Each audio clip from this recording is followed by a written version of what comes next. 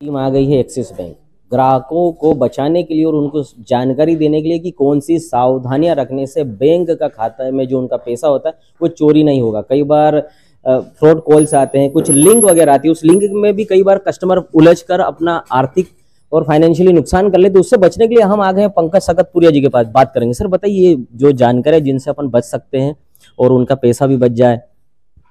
अधिकतर अभी आपको देखने में आता है कि बहुत सारे फ्रॉड हो रहे हैं।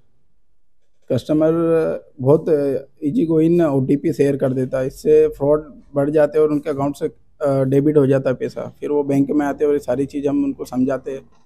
तो फ्रॉड से बचने के लिए बहुत सारे तरीके हैं। आप उस जो मैसेज आ रहा है या आपके पास लिंक आ रही है, आप उसको पढ़ने के बाद अगर आपके पास कोई कॉल आता है या बोलते हैं कि सर हम बैंक से बात कर रहे हैं, उसको ओटीपी या आपका केवाईसी ड्यू है, या आपको किसी प्रकार का लोन का ऑफर आ रहा है, या किसी गवर्नमेंट की स्कीम से हम ये चीज़ बात कर रहे हैं, रजिस्ट्रेशन के लिए हमको ओटीपी चाहिए, अभी शेयर ना करें।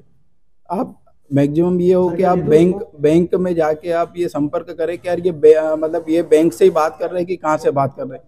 तो आप सबसे मोस्ट ये है कि आप बैंक में जाए, ये कहाँ से फ़ोन आ रहा है इसकी जानकारी लें। आप जिनका भी फ़ोन आता है उनको बोलना चाहिए कि हम शाखा में जाके संपर्क करेंगे, हम आप कुछ भी डॉक्यूमेंट है वो हम शाखा में ही देंगे आपको। सर कई बार ऐसा फोन आता है ना कि आप अपना ओटीपी बता दीजिए या अपना पिन नंबर बता दीजिए, वरना आपका एटीएम ब्लॉक हो गया है या आप फलानी लॉटरी जीत गए, उसमें भी कई बार उलझ जाते हैं। उससे भी कैसे बचा जाए? अच्छा, मैं यही कहना चाहूँगा कि बैंक कभी भी ऐसा फ़ोन नहीं करती और ओटीपी के लिए कभी भी आपको ये नहीं बोलती है कि आप ओटीपी फ़ोन पे बताओ। अब बहुत सारे ऐसे आता है कि लॉटरी लग गई है, हम आपके से पासबुक और ये सारी चीज़ वो डिटेल व्हाट्सएप पे बुलवा लेते हैं। वो सारे कस्टमर हमारे पास आते हैं कि ये सर हमारे पास ये हुआ था, हमने डॉक्यूमेंट शेयर करा उनको व्हाट्सएप पे, उसके बाद उन्होंने हमारी डिटेल पूरी ली, उसके बाद हम इतना अमाउंट आपके अकाउंट में डाल देंगे।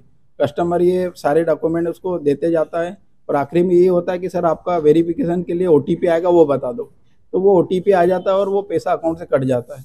यानी सर कई बार ये कंफर्म कर ले कस्टमर के बैंक से कोई फोन नहीं आता है और ओटीपी उनको देना ही नहीं है किसी भी कंडीशन में।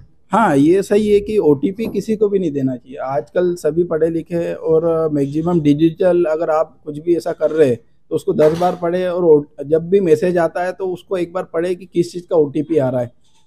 ओटीपी आता है तो वहाँ लिखा रहता है कि इतना अमाउंट डेबिट हो रहा है और हम वो ओटीपी बता देते हैं, पढ़ते भी नहीं जल्दीबाजी। तो आप यही, मैं आपको यही सजेस्ट करना चाहूँगा, जितने भी लोग हैं सब समझदार है, आप बैंक में आके संपर्क करें। बैंक में एक बार इन्फॉर्मेशन ले कि यार ये बैंक सही है या एक्चुअल में ये कॉल सही है या गलत है, तो आप बैंक में आके समझे और ओटीपी किसी को भी फ़ोन पे ना बताएं। सर कई बार ऐसा होता है ना कि एक लिंक भी आती है, लॉटरी जीत गए, इस प्रकार की लिंक देख के भी वो थोड़ा सा घुमाने की कोशिश करते हैं, कस्टमर से बातचीत भी करते हैं, फोन पे का भी उपयोग करके बोलते हैं कि हम फोन पे से बोल रहे हैं, आपकी लॉटरी लगी है। उसके लिए भी थोड़ा सा बताइए। इसमें ऐसा होता है कि वो आपका आधार कार्ड आपका कहीं से भी निकाल के वो आपको बताते हैं कि आपका आधार नंबर ये है, आपका एड्रेस यही है और आपका इस बैंक में अकाउंट है। तो क्या है, कस्टमर बहुत जल्दी आ जाता है कि हाँ ये बात सही है कि हमारा नाम भी बता दिया उसने, हमारा पैन नंबर भी बता दिया, इस बैंक में खाता है। तो वो आप कस्टमर क्या है कि बहुत जल्दी उसको सच मान लेता है कि ये एक्चुअल में बैंक से फ़ोन है। अच्छा, ये नॉर्मल होता है कि आपका आधार नंबर पिन नंबर किसी को भी पता ही चल जाता है, उस पर आकर एकदम कंफर्म नहीं करना चाहिए उनको? हाँ, कंफर्म नहीं करना चाहिए और बैंक में आके संपर्क करना चाहिए, क्योंकि क्या होता है आधार कार्ड तो हर चीज़ से लिंक रहता है, तो वो डिटेल मतलब सभी दूर शेयर हो जाती है। पर कस्टमर को ये लगता है कि यार ये एक्चुअल में बैंक से ही है। बहुत सारे फ़ोन ये आते हैं कि यार आपका केवाईसी अपडेट नहीं है बैंक में, हम ऑनलाइन केवाईसी अपडेट कर रहे हैं, आपके पास एक लिंक आएगी, लिंक के थ्रू आप उसको प्रोसेस करें, हम गाइड करते जाएंगे। और वो बातों में उनसे ओटीपी भी डलवा लेते हैं, उनको पता नहीं रहता कि वो ओटीपी डाल रहा है।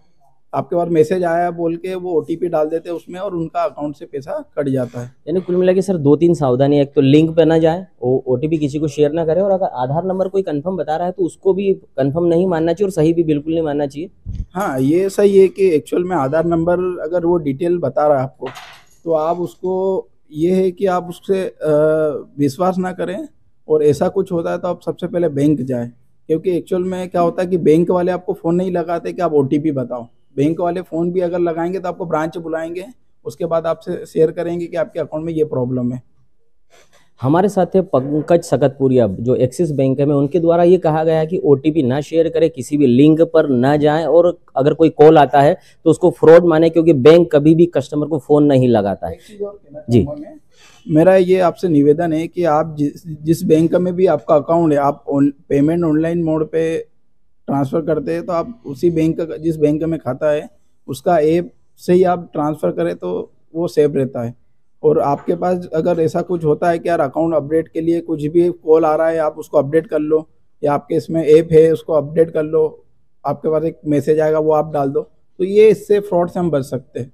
एक ये भी उन्होंने बताया है कि अगर आप पेमेंट ट्रांसफ़र करते हैं, ऑनलाइन पेमेंट ट्रांसफ़र करते हैं, तो कोशिश करिएगा कि ब्रांच के जो ऐप्स होते हैं जो बैंक ने बनाए हैं उन ऐप्स का प्रयोग करें और ऐसी असुविधा से बचे ताकि आपका पैसा सेव रहे। एशियन भारत आपको बहुत अच्छी जानकारी दे रहा है। खबरों में बने रहने के लिए आप एशियन भारत को देखिए।